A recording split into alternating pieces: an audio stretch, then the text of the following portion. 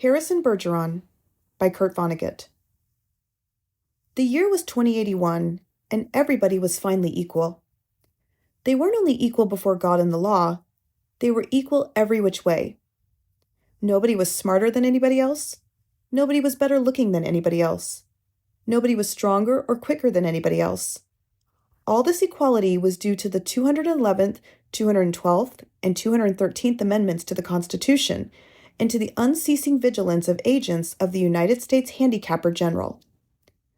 Some things about living still weren't quite right, though.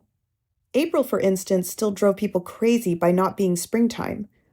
And it was in that clammy month that the HG men took George and Hazel Bergeron's 14-year-old son, Harrison, away. It was tragic, all right, but George and Hazel couldn't think about it very hard. Hazel had a perfectly average intelligence, which meant she couldn't think about anything except in short bursts. And George, while his intelligence was way above normal, had a little mental handicap radio in his ear. He was required by law to wear it at all times. It was tuned to a government transmitter. Every 20 seconds or so, the transmitter would send out some sharp noise to keep people like George from taking unfair advantage of their brains. George and Hazel were watching television. There were tears on Hazel's cheeks, but she'd forgotten for the moment what they were about. On the television screen were ballerinas. A buzzer sounded in George's head. His thoughts fled in panic like bandits from a burglar alarm. "That was a real pretty dance, that dance they just did," said Hazel. "Huh?" said George. "That dance. It was nice," said Hazel. "Yep," said George. He tried to think a little about the ballerinas. They weren't really very good, no better than anybody else would have been anyway. They were burdened with sash weights and bags of birdshot, and their faces were masks so that no one, seeing a free and graceful gesture or a pretty face, would feel like something the cat drug in. George was toying with the vague notion that maybe dancers shouldn't be handicapped, but he didn't get very far with it before another noise in his ear radio scattered his thoughts. George winced. So did 2 out of the 8 ballerinas. Hazel saw him wince. Having no mental handicap herself, she had to ask George what the latest sound had been. "Sounded like somebody hitting a milk bottle with a ball-peen hammer," said George. "I'd think it would be real interesting hearing all the different sounds," said Hazel, a little envious. "All the things they think up." Said George. "Only, if I was Handicapper General, you know what I would do?" said Hazel. Hazel, as a matter of fact, bore a strong resemblance to the Handicapper General, a woman named Diana Moonglampers. "If I was Diana Moonglampers," said Hazel, "I'd have chimes on Sunday. Just chimes. Kind of in honor of religion." "I could think, if it was just chimes," said George. "Well, maybe make 'em real loud," said Hazel. "I think I'd make a good Handicapper General." "Good as anybody else," said George. "Who knows better than I do what normal is?" said Hazel. "Right," said George. He began to think glimmeringly about his abnormal son who was now in jail, about Harrison, but a 21-gun salute in his head stopped that. "Boy," said Hazel, "that was a doozy, wasn't it?" It was such a doozy that George was white and trembling, and tears stood on the rims of his red eyes. 2 of the 8 ballerinas had collapsed to the studio floor and were holding their temples. "All of a sudden you look so tired," said Hazel. "Why don't you stretch out on the sofa so's you can rest your handicap bag on the pillows, honey bunch?" She was referring to the 47 pounds of birdshot in a canvas bag, which was padlocked around George's neck. "Go on and rest the bag for a little while," she said. "I don't care if you're not equal to me for a while." George weighed the bag with his hands. "I don't mind it," he said. "I don't notice it anymore. It's just a part of me." "You've been so tired lately, kind of wore out," said Hazel. "If there was just some way we could make a little hole in the bottom of the bag and just take out a few of them lead balls. Just a few." 2 years in prison and $2,000 fine for every ball I took out," said George. "I don't call that a bargain." "If you could just take a few out when you came home from work," said Hazel. "I mean, you don't compete with anybody around here. You just sit around." "If I tried to get away with it," said George, "then other people'd get away with it, and pretty soon we'd be right back to the Dark Ages again, with everybody competing against everybody else. You wouldn't like that, would you?" "I'd hate it," said Hazel. "There you are," said George. "The minute people start cheating on laws, what do you think happens to society?" If Hazel hadn't been able to come up with an answer to this question, George couldn't have supplied one. A siren was going off in his head. "Reckon it'd fall all apart," said Hazel. "What would?" said George blankly. "Society," said Hazel uncertainly. "Wasn't that what you just said?" "Who knows?" said George. The television program was suddenly interrupted for a news bulletin. It wasn't clear at first as to what the bulletin was about, since the announcer, like all announcers, had a serious speech impediment. For about half a minute, and in a state of high excitement, the announcer tried to say, "Ladies and gentlemen." He finally gave up, handed the bulletin to a ballerina to read. "That's all right," Hazel said of the announcer. "He tried. That's the big thing. He tried to do the best he could with what God gave him. He should get a nice raise for trying so hard." "Ladies and gentlemen," said the ballerina, reading the bulletin. She must have been extraordinarily beautiful, because the mask she wore was hideous. And it was easy to see that she was the strongest and most graceful of all the dancers, for her handicap bags were as big as those worn by 200-pound men. And she had to apologize at once for her voice, which was a very unfair voice for a woman to use.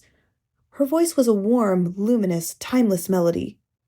"Excuse me," she said, and she began again, making her voice absolutely uncompetitive.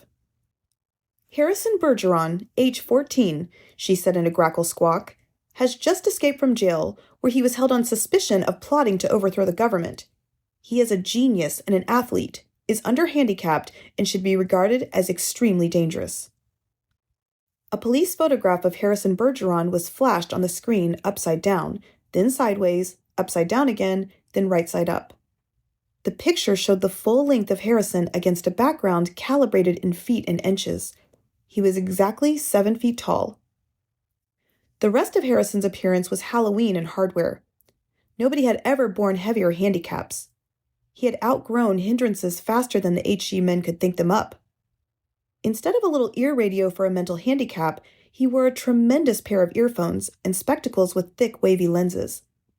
The spectacles were intended to make him not only half blind, but to give him wanging headaches besides. Scrap metal was hung all over him. Ordinarily, there was a certain symmetry, a military neatness to the handicaps issued to strong people, but Harrison looked like a walking junkyard. In the race of life, Harrison carried 300 pounds.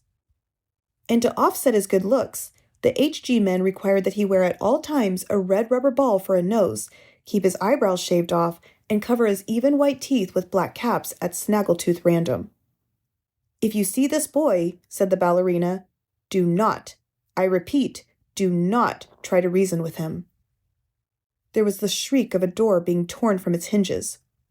Screams and barking cries of consternation came from the television set.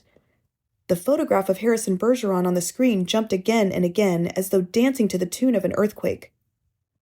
George Bergeron correctly identified the earthquake, and well he might have, for many was the time his own home had danced to the same crashing tune. "My God," said George, "that must be Harrison."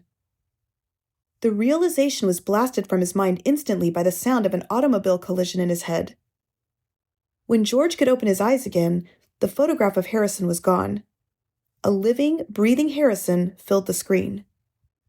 Clanking, clownish, and huge, Harrison stood in the center of the studio. The knob of the uprooted studio door was still in his hand. Ballerinas, technicians, musicians, and announcers cowered on their knees before him, expecting to die. "I am the Emperor," cried Harrison. "Do you hear? I am the Emperor. Everybody must do what I say at once." He stamped his foot and the studio shook. "Even as I stand here," he bellowed, "crippled, hobbled, sickened, I am a greater ruler than any man who ever lived. Now watch me become what I can become." Harrison tore the straps of his handicap harness like wet tissue paper, tore straps guaranteed to support 5,000 pounds. Harrison's scrap iron handicaps crashed to the floor. Harrison thrust his thumbs under the bar of the padlock that secured his head harness. The bar snapped like celery. Harrison smashed his headphones and spectacles against the wall. He flung away his rubber ball nose, revealed a man that would have awed Thor, the god of thunder. I shall now select my empress, he said, looking down on the cowering people. Let the first woman who dare rises to her feet claim her mate and her throne. A moment passed, and then a ballerina arose, swaying like a willow. Harrison plucked the mental handicap from her ear, snapped off her physical handicaps with marvelous delicacy. Last of all, he removed her mask. She was blindingly beautiful. Now, said Harrison, taking her hand, shall we show the people the meaning of the word dance? Music, he commanded. The musicians scrambled back into their chairs, and Harrison stripped them of their handicaps too. Play your best, he told them, and I'll make you barons and dukes and earls. The music began. It was normal at first, cheap, silly, false. But Harrison snatched two musicians from their chairs, waved them like batons as he sang the music as he wanted it played. He slammed them back into their chairs. The music began again and was much improved. Harrison and his empress merely listened to the music for a while, listened gravely, as though synchronizing their heartbeats with it. They shifted their weights to their toes. Harrison placed his big hands on the girl's tiny waist, letting her sense the weightlessness that would soon be hers. And then, in an explosion of joy and grace, into the air they sprang. Not only were the laws of the land abandoned, but the law of gravity and the laws of motion as well. They reeled, whirled, swiveled, flounced, capered, gamboled, and spun. They leaped like deer on the moon. The studio ceiling was 30 feet high, but each leap brought the dancers nearer to it. It became their obvious intention to kiss the ceiling. They kissed it. And then, neutraling gravity with love and pure will, they remained suspended in air inches below the ceiling, and they kissed each other for a long, long time. It was then that Diana Moon Glampers, the handicapper general, came into the studio with a double-barreled 10-gauge shotgun. She fired twice, and the emperor and the empress were dead before they hit the floor. Diana Moon Glampers loaded the gun again. She aimed it at the musicians and told them that they had 10 seconds to get their handicaps back on. It was then that the Bergeron's television tube burned out. Hazel turned to comment about the blackout to George, but George had gone out into the kitchen for a can of beer. George came back in with the beer, paused while a handicap signal shook him up, and then he sat down again. "You've been crying," he said to Hazel. "Yep," she said. "What about?" he said. "I forget," she said. "Something real sad on television." "What was it?" he said. "It's all kind of mixed up in my mind," said Hazel. "Forget sad things," said George. "I always do," said Hazel. "That's my girl," said George. He winced. There was the sound of a riveting gun in his head. "Gee, I could tell that one was a doozy," said Hazel. "You can say that again," said George. "Gee," said Hazel. "I could tell that one was a doozy." For a detailed analysis of Harrison Bergeron, visit my page. Thanks for listening.